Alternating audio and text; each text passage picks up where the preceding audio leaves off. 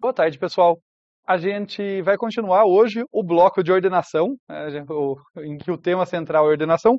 Curiosamente, a gente não vai falar do problema da ordenação, vocês já vão ver as relações aí para eu dizer que está no mesmo bloco, mas hoje o tema central é o problema da seleção, né? Então, antes de definir esse problema, só para motivar, né, fazer essa conexão aí com o que a gente vinha vendo aí, de diferentes abordagens para o problema da ordenação, a ideia é que ah, abordagens, ideias, algoritmos em computação, eles se repetem, certos conceitos se repetem. Tanto que a gente pode falar de técnicas, né? A gente falou sobre técnica de divisão e conquista, que a gente pode usar para problemas, não vai ser restrita para problemas de ordenação, por exemplo. Mas às vezes vai além disso, às vezes uma ideia mais específica de um algoritmo pode ser aproveitada num outro problema, mais ou menos relacionado. Às vezes é um problema semelhante, como a gente vai ver hoje, às vezes é um problema que não tem nada a ver e, curiosamente, uma ideia que você viu lá num outro lugar se aplica. Isso é importante, tá? Isso é um dos motivos porque a gente apresenta algoritmos clássicos para vocês. Eu já comentei isso com vocês, né? Poxa, se fosse pensar que esses algoritmos clássicos normalmente estão implementados em bibliotecas, não teria tanto motivo. Você só falar para você, ó, usem lá, usem tal biblioteca. Podia ser só uma aula de referência, né? Ó, use tal biblioteca em tal linguagem, essa outra nessa outra linguagem. Não é essa a ideia. A ideia é que vocês saibam o que está lá dentro, em parte para que vocês tenham esse conhecimento mais profundo, mas em parte também porque essas ideias se repetem, como eu estou dizendo. Então, ao estudar um algoritmo clássico para ordenação, às vezes a gente vai ter alguns insights sobre como atacar outros problemas. E essa aula é uma oportunidade de exercitar um pouquinho disso. Em particular, ideias que a gente viu de outros algoritmos de ordenação ali, algoritmos eficientes, mais ou menos eficientes, né, variados algoritmos para o problema da ordenação, vão ser úteis para um problema relacionado. Esse problema relacionado é o problema da seleção. Então, vou tentar definir esse problema aqui para vocês. A seleção está intimamente relacionada com o conceito de ordem. O problema da seleção está intimamente relacionado com o conceito de ordem. Então, vamos definir ordem aqui. A ordem de um determinado elemento é uma medida da grandeza dele, né, em relação a seus pares. Isso aqui é muito importante, não é uma grandeza absoluta, é uma grandeza comparada com os seus pares. Na nossa definição, quer dizer que se a ordem de um elemento for igual a k, para algum inteiro aqui, para um k inteiro não negativo, então existem k elementos com valor menor do que o dele. Tá? É nesse sentido que é uma medida da ordem relativa, da grandeza relativa ali do elemento. Se eu estou falando que eu tenho um elemento de ordem 10, quer dizer que no meu conjunto tem que ter 10 elementos menores do que eu. Se eu sou de ordem 0, 0 elementos, nenhum elemento é menor do que eu. E assim por diante. Tá? É essa a ideia. Definido o conceito de ordem, a gente tem então o problema da seleção, que envolve descobrir a ordem de um elemento. Quer dizer, no problema da seleção, dado um certo vetor v de tamanho n, um vetor v numa ordem arbitrária, tá? Em qualquer ordem, e um certo inteiro k, que pertence aqui ao intervalinho que vai de 0 até n aberto, né? Isso aqui significa que faz parte do conjuntinho aqui 0, 1, 2, até n menos 1. Tá? E isso porque meu k é inteiro, tá? Isso aqui não é um intervalo contínuo, só estou delimitando os limites dele. Então, dado que meu k é inteiro e está dentro desse intervalo fechado em 0, aberto em n, é o mesmo que dizer que k pertence a esse conjuntinho que vai de 0 até n menos 1. E daí, de posse desse vetor v com n posições e do inteiro k, a gente quer um elemento de ordem k. Tá? A gente quer o valor do elemento de ordem k, mais especificamente.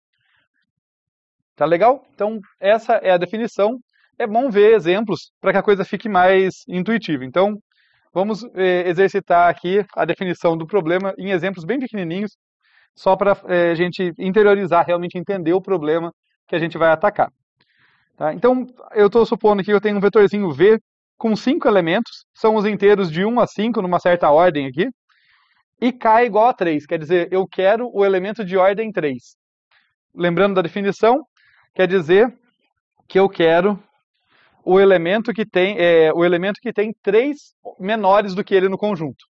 Tá? Então, o elemento de ordem 3, nesse conjuntinho aqui, dado esse primeiro V, quem vai ser? Vocês me ajudam? Dão um chute. Quem que tem 3 elementos menores do que ele ali? Ok? O 4, né? Aqui, o elemento de ordem 3, nesse vetorzinho, é o 4, porque o 1, o 2 e o 3 são menores do que ele. 3 elementos, nenhum outro é menor do que ele. Então, ele tem exatamente 3 menores do que ele, a ordem dele é 3, portanto. Então, é o 4 que tem ordem 3. Na sequência, a gente vai ver um vetor que tem os mesmos elementos, 1, 2, 3, 4, 5, só que está ordenado. Né? E eu vou perguntar de novo quem é o elemento de ordem 3. Quem é o elemento de ordem 3 agora que o vetor está ordenado, gente? É o 4 mesmo, né? Não é uma... esse exemplo, por mais bobo que seja, é para chamar atenção para a gente para esse fato. A ordem de um elemento, essa grandeza relativa, não é influenciada pela posição do elemento, e sim por quem são os outros elementos. Então, o 4 aqui sai no vetor ordenado, no caso ele está até na mesma posição por coincidência, né? Mas o fato de que mudou a posição dos outros elementos não muda nada na ordem dele, ele continua tendo ordem 3. E por fim, agora em ordem decrescente, né? Olha, 5, 4, 3, 2, 1, vocês já pegaram a ideia, né? O elemento de ordem 3, se não mudou o conjunto de elementos e não mudou o K, vai ser a mesma resposta. Novamente, é o 4. Tá? Isso é para deixar bem claro mesmo, olha, é uma relação de ordem relativa, de tamanho relativo entre os elementos. Não tem a ver com a posição. Apesar disso, vai ter um caso especial em que a posição nos diz algo. A gente já vai falar disso. Tá? Mas só para fazer mais um exemplo aqui, tá? Vamos dizer que eu tenho um caso aqui, que eu tenho V, e daí eu tenho aqui o 50, o 4, o 30, o 20, o 10, e K é igual a 0. Tá? Agora, quem é o elemento de ordem 0? É o 4. Eu mudei a ordem, eu mudei os elementos, mudei a ordem só para a gente continuar respondendo 4. Mas é claro que mudou tudo, né, na verdade. Foi só uma coincidência que eu escolhi de modo a ser o 4.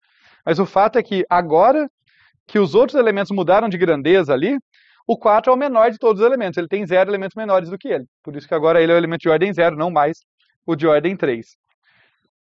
Tá legal. Então, só ressaltando o que eu acabei de falar, né? A resposta não muda nas diferentes permutações, eu quero dizer nessas 3, né? Que só são diferentes permutações dos mesmos elementos. Tá? Justamente porque a ordem de um elemento depende da comparação do valor dele com os demais, mas não depende da posição. Tá? Apesar disso, e a gente já vai falar disso, apesar disso, existe um caso particular em que a ordem e a posição vão coincidir. Tá? Existe uma permutação muito específica, uma permutação particular ali no vetor em que vai haver uma coincidência. Sempre vai ter uma coincidência entre qual é a ordem de um elemento e a posição em que ele está. A gente já vai voltar nisso. Mas essa não é a única curiosidade. Então vamos falar de algumas curiosidades aqui, tentar entender melhor o problema, embora ele já seja, acho que bem claro, antes da gente começar a tentar resolvê-lo. Então, nas curiosidades aqui, na permutação ordenada do vetor... curiosidade, então eu estava antecipando coisa nenhuma, era só ter seguido, né? Foi mal. Então, na permutação ordenada do meu vetorzinho ali, que vai de 0 até n-1, né, do meu vetor de n elementos, o elemento de ordem k ocupa justamente a késima posição. Tá? Se a gente voltar aqui, a gente vai ver, esse é o caso dessa situação aqui. Né? V quando é 1, 2, 3, 4, 5, justamente, não é uma coincidência, né? É algo que decorre justamente do que significa estar ordenado. Quando você está ordenado, você tem à sua esquerda tantos elementos quantos forem os menores do que você. Estou supondo que não tem igualdade aqui para simplificar, pensa que todos são distintos. Então, numa permutação ordenada, antes de mim tem tantos elementos quantos forem aqueles que são menores do que eu. Tá? Então, não por acaso, acaba que a minha ordem eu vou cair exatamente na posição que corresponde à minha ordem. No caso aqui, se eu olhar mais de perto, pensa que olha, essa é a posição 0, 1, 2, 3, 4, né, índices de 0 a 4 ali do vetor. o 4 no vetor ordenado, no vetorzinho ordenado, caiu justamente na posição 3. Caiu justamente na posição 3 e não foi por acaso. Na de cima foi por acaso, a de cima era uma ordem arbitrária, ele também caiu na 3, mas nada era garantido. Na ordenada é garantido que vai ter essa coincidência. E falando disso, só para deixar claro, existem pelo menos duas definições, tá? Existem inúmeras, mas duas mais intuitivas aí, definições de ordem para o problema da seleção, que depende ali se a gente vai pensar que a gente está começando em 0 ou em 1, tá? Eu escolhi aqui começar em 0, justamente porque os nossos vetores começam em 0, e daí essa coincidência entre posição no vetor ordenado e a ordem do elemento acontece 1 para 1. Não tem que ficar corrigindo, colocar um índice, um mais 1 no índice lá para fazer a correção. Tá? Mas é totalmente válido e bastante intuitivo a gente usar a definição em que a ordem começa em 1. Tá? Isso porque é muito comum que a gente fale assim, olha, quem é o primeiro menor elemento? O 10º menor elemento? Né? No meu caso aqui, o primeiro menor elemento é o de ordem 0. Né? O 10º menor elemento é o de ordem 9, né? Porque ele tem 9 caras menores do que ele, então ele é o 10º menor. Não fica intuitivo por esse lado, mas vai casar 1 para 1 ali na questão da posição. Como nossos vetores começam em 0, no vetor ordenado, o elemento de ordem 0 está na posição 0, o de ordem 10 está na posição 10. Tá? Então, cada uma das definições eu perco a facilidade de um dos lados ali. Eu escolhi essa justamente por causa de casar com os nossos vetores. Ela não é melhor ou pior do que a outra, é mais para facilitar a nossa vida aqui. Tá? Então, é só fazer esse disclaimer. Tá legal. Então, feita essa primeira observação aqui, que é bem importante, né, que na permutação ordenada tem essa coincidência entre ordem de um elemento e posição do elemento, quer dizer que se V estiver ordenado, o elemento de ordem K ocupa a posição VK. Né? Ele está no índice K ali, ele vai ocupar a posição VK, só no ordenado, não é verdade no caso geral. Tá? E isso aqui a gente vai acabar explorando nos nossos algoritmos. Eu estou martelando tanto isso, chamando a atenção para isso, porque entender essa propriedade vai ser relevante para coisas que a gente vai explorar nos nossos algoritmos na sequência. Mas como eu disse, essa não é a única curiosidade. Antes de eu ir para a próxima curiosidade aqui, tá claro isso? Essa relação que acontece no vetor ordenado? Beleza? Tá bom. Então, outra curiosidade é que existem dois problemas muito comuns, tá? Imagino que são um dos primeiros problemas que vocês resolveram quando vocês começaram a mexer com programação, que é, dado um vetor, encontrar o mínimo ou o máximo daquele vetor. Né? Então, o problema do mínimo e do máximo, super intuitivo, né? O menor elemento de um conjunto ou o maior elemento de um conjunto que eu quero encontrar. Esses caras são casos particulares do problema da seleção. Aí uma coisa interessante, existem problemas que generalizam outros. Então, no caso, a seleção é uma versão mais geral, ela é um problema mais complexo, digamos assim, tem mais possibilidades do que o mínimo e o máximo, mas ela engloba o mínimo e o máximo. E para perceber isso, né, que o mínimo e o máximo são casos particulares da seleção, vamos ver dois quizzes aqui. Então, esses eu imagino que vocês consigam responder de bate-pronto de volta para mim. No primeiro quiz aqui, o mínimo corresponde ao elemento de que ordem? Ordem 0, né? E o máximo corresponde a um elemento de que ordem? De ordem n-1, né? Lembrando da definição, justamente não é n, porque eu quero o elemento de ordem n-1 tem n-1 menores do que ele. Então ele é o enésimo, né? Ele é o último, já que eu tenho n no total e ele tem n-1 menores. Tá? Então, no quiz 1 aqui, o mínimo corresponde a um elemento de ordem 0, como vocês disseram, e no quiz 2, o máximo corresponde a um elemento de ordem n-1. Quando eu falo que eles são casos particulares, isso não é só uma observação... isso não é só uma observação matemática aqui de relações entre problemas, embora seja também, né, de qual problema é mais complexo ou mais geral. Isso significa literalmente que se eu tiver um algoritmo para resolver o problema da seleção, eu posso usá-lo para resolver o problema do mínimo e do máximo. Tá? É só eu chamar esse meu algoritmo passando 0, ele devolve o mínimo. Passando n-1, ele devolve o máximo. É bem bobo nesse caso, mas esse processo de redução entre problemas em que você consegue resolver, transformar a entrada de um problema para um outro problema relacionado, ou às vezes nem tão relacionado. A computação é bem surpreendente. Usar um algoritmo para esse segundo problema e daí resolver o primeiro é um processo bem comum em computação, tá? E é um processo bem importante, assim. Então, enxergar relações entre problemas é uma coisa bem legal. No caso aqui, o mínimo e o máximo, com relação à seleção, é um bom exemplo aí para começar a enxergar isso nos vários casos. A gente vai ver o outro logo em seguida aqui, mas já vamos falar disso. Então, por conta, feita essa observação aqui, por conta dessa observação anterior, as minhas observações talvez não estejam na melhor ordem, né, as minhas curiosidades, né? O problema da seleção, ele é trivial se V estiver ordenado, tá? Justamente por causa da observação anterior lá, né?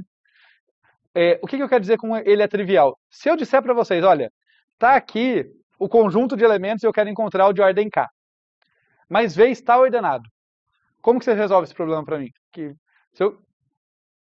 Perdão?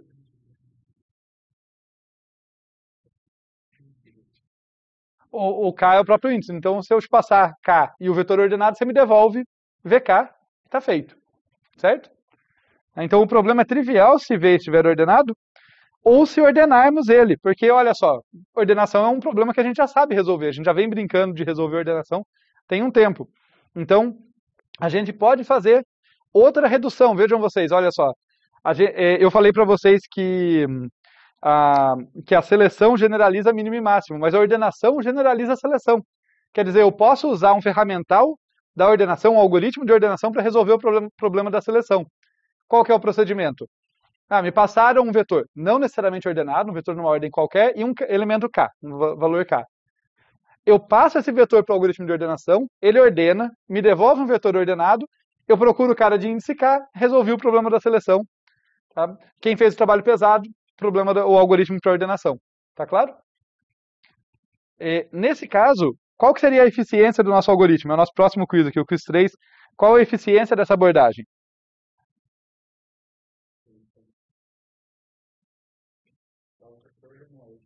Ele não veio ordenado. Né? Eu estou pensando no caso que o vetor não chegou ordenado e eu quero implementar essa abordagem que eu acabei de descrever. E aí?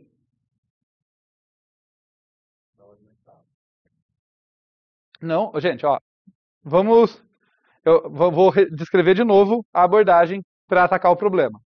Recebi um vetor numa ordem qualquer e recebi um elemento K. Pego esse vetor, o que eu faço com ele? Ordena. Manda para o meu algoritmo de ordenação ordenar. Para buscar o elemento de ordem K é de 1. Pegar o elemento de ordem K é O de 1, mas o meu algoritmo não é depois de ordenado, o meu algoritmo é isso tudo.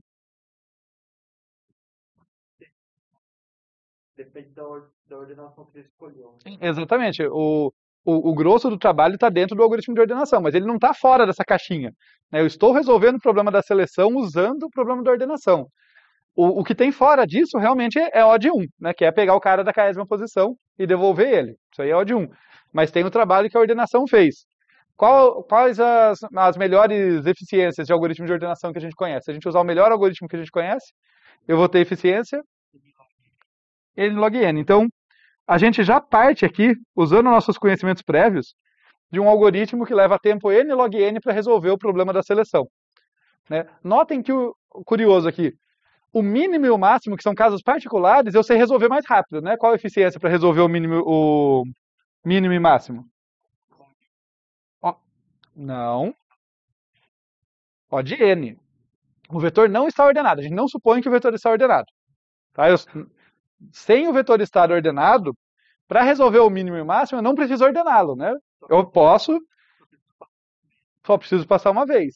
Então, em tempo proporcional a uma passada no vetor, eu encontro o mínimo ou o máximo. Essa nossa abordagem mais geral aqui de baixo, que ordena e depois pega o késimo, resolve o problema geral da seleção. Não resolve só o problema quando K é igual a 0 ou K é igual a N-1, que são os extremos. Porém, por um lado resolve o problema geral, porém ele custa um pouco mais. Ele custa N log N, não O de N. Esse é o gap que a gente vai trabalhar para vencer aqui. né? No mínimo a gente consegue fazer em tempo linear usando a ordenação a gente consegue n log n, o que já é bem razoável. Mas dá para fazer melhor, é isso que a gente vai trabalhar. Tinha uma dúvida?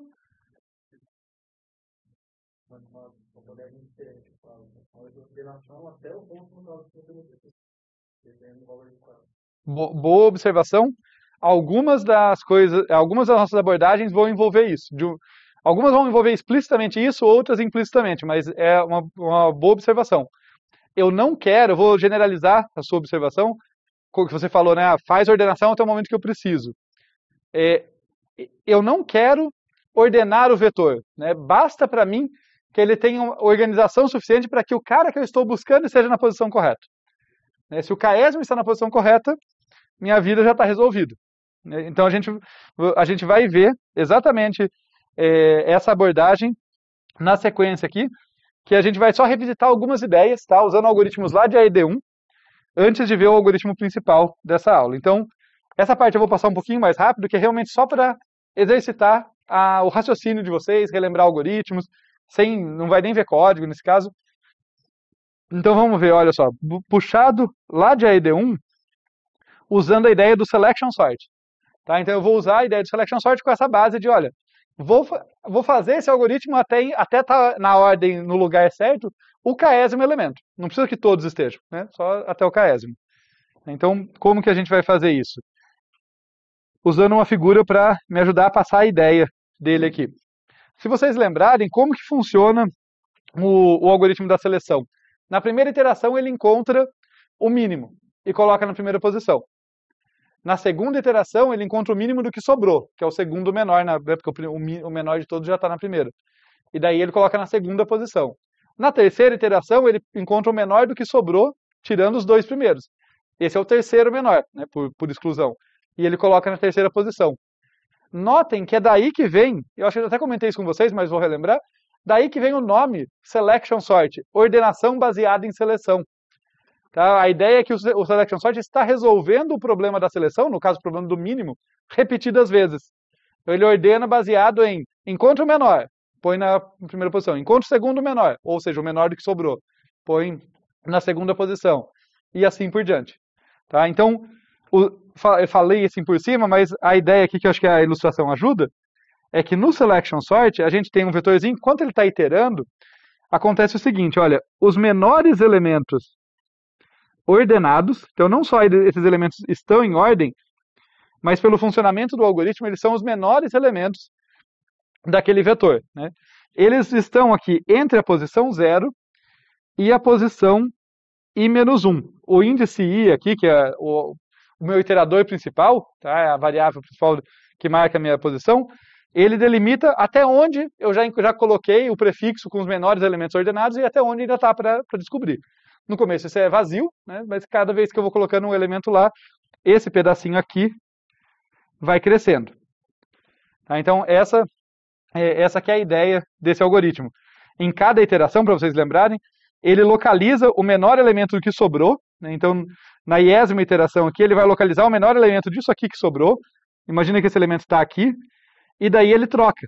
Tá? Daí ele faz uma troca, de modo que o menor elemento que ainda não estava no prefixo entra na posição i, assim que ele vai avançando, resolvendo um problema de encontrar o mínimo do que sobrou por vez. Na primeira iteração é o mínimo de todo mundo, depois é o mínimo de todo mundo menos o menor, e assim por diante, como eu já falei. O ponto, aí sim vamos, né, não era só para revisitar o Selection Sort, vamos usar a ideia que você falou. Tá bom, mas eu não preciso ordenar o vetor inteiro, eu só quero saber quem é o elemento de ordem k. Tá? Então, quando i for igual a k, é a minha última iteração. Tá? Quando i for igual a k, pela última vez, eu vou lá, procuro quem é o menor elemento do que sobrou, desse sufixo aqui, coloco na iésima posição, e devolvo, que é a késima posição, no caso, né, quando i é igual a k, e devolvo esse cara. Tá? Então, notem que depois disso, o sufixo do vetor não está ordenado, mas ele não precisa estar. Eu só vou iterar k vezes, ou k mais uma vez, né, no caso. Então eu vou iterar ali k mais uma vez, porque começa no 0, até eu encontrar o cara que eu quero. Por isso a minha eficiência vai ser da ordem de n vezes k. né, porque eu estou fazendo busca linear pelo mínimo, então cada busca pelo mínimo ele me custa da ordem de n, e eu faço isso k vezes. Esse algoritmo não é, no pior caso dele, não é melhor do que fazer uma ordenação com selection sort. Ele pode ser até quadrático, pode ser bem ruim, né? Porque se o k for bem grande, vai me custar muito caro. Faz sentido intuitivamente? Porém, é um algoritmo diferente. Acho importante, isso não é um algoritmo revolucionário, mas ele é diferente do anterior, e ele pode ser muito bom em situações específicas. Se eu for criterioso, eu posso falar assim, olha, se o meu k for muito pequenininho, e aí eu coloco algum critério matemático, o que é muito pequenininho, eu uso esse cara, né? Porque da mesma forma que se eu for para procurar o mínimo, é melhor fazer isso do que ordenar o vetor inteiro, se for para procurar o quinto menor, provavelmente é melhor fazer isso do que ordenar o vetor inteiro. Né? Ainda mais se for o quinto menor de um conjunto de tamanho 1 bilhão. Né? N log n, log de 1 bilhão cresce devagar, mas cresce, né? E fazer 3, 5 iterações de selection sort para encontrar k igual a 3, k igual a 5 ali. No caso, fazer 4 ou 6, né? Porque eu sempre uma a mais. Mas entenderam a ideia, né? Se o k for pequenininho, mesmo que o n for grande, está valendo a pena. Então, é um algoritmo bem específico aqui, mas eu gosto dele mais pelo exercício de raciocínio nosso, de generalizar uma ideia que a gente já viu, tá? Não estou falando, meu Deus, que coisa revolucionária. Mas é um algoritmo interessante e pode ter sua aplicação num caso específico aqui, no caso que o k for pequenininho. Seguindo nessa ideia de generalizar as brincadeiras aqui, eu já falei para vocês também que o heap sort é um selection sort turbinado. É um selection sort que não busca o mínimo a cada iteração de modo linear. Ele busca usando o heap, que é uma estrutura muito eficiente para encontrar o mínimo ou o máximo, no caso. Né? O heap sort ele trabalha pegando o máximo a cada iteração, então ele ordena o vetor do fim para o começo. Tá? Mas a menos disso, que vai complicar um pouquinho nossas contas aqui, é meio que a mesma ideia. Tá? Então eu vou aplicar exatamente não, mas basicamente a mesma ideia. Como que a gente brinca aqui com o heap sort? A primeira coisa eu tenho que criar um heap. Tá? Então, o meu algoritmo vai custar da ordem de n mais alguma coisa que a gente já vai conversar, mas tem como criar heap em tempo linear. Isso é uma coisa bem legal dessa estrutura de dados. Vocês chegaram a ver heap já? Vocês chegaram a ver essa curiosidade que dá para criar um heap em tempo linear? É um jeito particularmente eficiente de criar o heap. Fica essa curiosidade para vocês buscarem, não dá tempo de eu contar com detalhes aqui, mas dá para fazer isso. Então, em tempo linear lá, no tempo de uma passada pelo vetor, heap criado, heap de máximo no caso, e daí eu vou fazer a mesma estratégia anterior, né, que a gente usou ali, só que do fim para o começo. Né? Então, na primeira iteração eu pego o maior de todos os elementos e troco com quem está na última, né, ponho ele na última posição. Depois eu vou pegar o maior do que sobrou, que é o penúltimo maior, depois o antepenúltimo e assim por diante. A ideia geral é algo assim. Nesse pedaço aqui do vetor, o que a gente tem é um heap de max. Né? E nesse pedaço aqui no sufixo, como a gente está indo do fim para o começo agora, aqui ficam os maiores ordenados. Né? E em cada iteração do meu algoritmo, eu avanço mais uma posição. Tá? Em vez de ter o índice I ali, o que eu vou ter aqui é um índice M. Tá? Quem vai me ajudar aqui na brincadeira vai ser um índice M que delimita aqui de 0 até M-1 é onde está o pessoal fora de ordem ainda no meu heap de máximo, e de M até N-1, né, nesse pedacinho aqui, é que estão os maiores ordenados. E daí a ideia é a mesma de antes, né? Eu vou repetindo isso, mas eu paro quando eu encontro o késimo. Tá? A melhoria que a gente fez aqui não foi uma coisa revolucionária, foi só ter essa sacada. Pô, eu não preciso continuar. Então paro quando o késimo, quando M for igual a K, eu finalizo. Tá? Tudo bem? Então, a ideia, como eu falei, é mais por cima, né? Mas vem essa ideia. O negócio é quantas iterações eu vou ter que fazer, tá? Desse processo de pegar o maior elemento. Quantas iterações aqui do heap sort eu vou ter que fazer? É o tempo para eu sair aqui do final e vir até aqui. Né? Eu começar com K lá no finalzinho, K igual a N. K não, né? Perdão. Começar com o meu índice M igual a N-1 e chegar ele até K. Tá? Então isso aí vai me dar da ordem de N menos K iterações. É a mesma ideia do anterior, mas como eu estou indo do fim para o começo, acaba ficando n menos k ao invés de k. Tá? Mas é esse tamanho aqui, esse número de índices. E aí, não é simplesmente n menos k vezes o tempo de atualizar o heap, porque é isso que eu estou tentando fazer a cada iteração. Né? A cada uma das minhas iterações, eu pego o maior elemento do heap aqui para poder fazer a troca. Quanto custa uma operação de pegar o maior elemento de um heap? Lembram disso? O custo de pegar o maior elemento de um heap, no caso do heap de máximo, né, é log de n. Né? Por isso que ele é uma estrutura muito melhor do que fazer busca linear. Na busca linear me custa da ordem de n encontrar o maior elemento de um vetor. Se eu tiver um heap, me custa log de n. Então o custo aqui fica n mais n menos k vezes log de n. Tá? Então tem esse custo linear no início, e depois tem esse custo aqui. Esse algoritmo é bastante interessante, mais do que pode parecer a princípio. Por quê? Porque no pior caso, se o k for pequenininho, se o k for 0, por exemplo, vai ficar n log n, que é o custo que a gente já tinha lá da nossa abordagem, de ordena e devolve o késimo. Mas se o k for grande, ele pode ser linear. Se o k for grande, quer dizer, se essa distância for pequena. Então é um algoritmo que pode se beneficiar da escolha do k, mas no pior caso não vai passar de n log n, que é o que a gente já tinha. Então é uma abordagem interessante ali que está melhorada para o problema da seleção, mas tem um pior caso, né, diferente do anterior, que podia chegar, se o k for grande, ficaria n vezes n, chegaria a n quadrado, isso aqui não acontece. Tá bom? É só ideias aqui para a gente ir brincando mais com o problema da seleção e também exercitando nossa capacidade de projetar algoritmos, né, relembrar ideias de algoritmos, revisitar as coisas ali. Mas a gente vai tentar fazer algo mais eficiente aqui.